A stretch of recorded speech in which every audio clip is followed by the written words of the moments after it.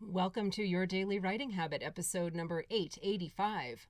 If you're writing a book or thinking about it, or maybe you've started writing a book but you need some help getting it done, you are in the right place. Good morning. Happy Friday, everyone. I'm your host, Christine Whitmarsh. If you're looking for me online, look for Christine Inc., like that stuff we write with. Each day, I'm sharing with you the writing habits I've learned over my 20 years as a ghostwriter, book coach, and author. I have found that three things in particular have a huge impact on your success as an author, and they can even turn someone who barely sees themselves as a writer into a published book author. Those three things are writing fundamentals, productivity, and mindset habits. Here's today's quote. I wish there was a way to know you're in the good old days before you've actually left them.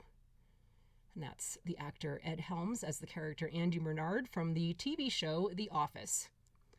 You know, in hard times, we often turn to comfort food, whether actual food like macaroni and cheese, my personal favorite comfort food, or sometimes metaphorical comfort food like retro music or TV or movies that bring us back to better times and reassure us that everything will be okay.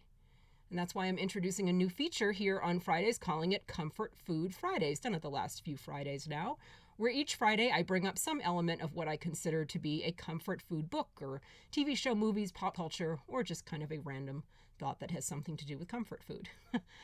Hopefully I'll even be able to continue my promise here on the show to somehow make it actionable for you as an author. But when I fail at that, hopefully Fridays here on the show can at least be kind of a bowl of macaroni and cheese for your soul and give you hope that everything will be okay. So here's this week's Comfort Food Friday morsel.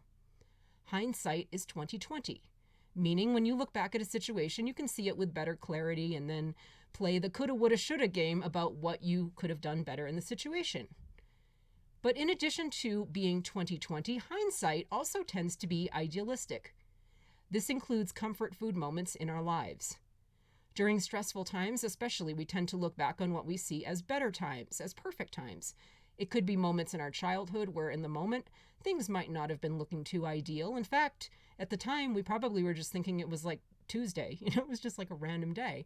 But later on, looking back at it, we put this happy, peaceful, poetic, idealistic frame around it and wish we could somehow drop back in and visit. We do this individually and as a society, often over-romanticizing specific times in our past, conveniently overlooking their flaws. As humans, we tell the stories we need to in order to get out of bed every day and keep going. And if the story is that yesterday was better than today, then so be it. Do whatever it takes. And I think a big reason that gratitude as a habit, whether simply through thinking about things you're grateful for or actually journaling about them, I think that's why gratitude has become so popular. It's a way of training ourselves to be in the moment and to see the good of times as they are happening. To put a happy, peaceful, idyllic frame around moments as they happen, not later. To create comfort food moments in the moment. So is gratitude in your practice as a writer? Have you trained yourself to be grateful for your writing talents, for your opportunity to share your stories with others? I know it's super easy to get caught up in the challenges of writing a book. Oh, so many obstacles, many of them being mental and mindset ones. Fortunately, gratitude is also a mental and mindset practice. Think of it as a defense against the bad mindset stuff. The stuff in your head that's constantly trying to keep you from writing your book. Add gratitude as a tool in your writer's toolbox. Gratitude for what is working about your book, what is great about being an author. Even when nothing seems to be working, trust me, if you think hard enough, you can come up with at least one thing to be grateful for. So that's today's lesson.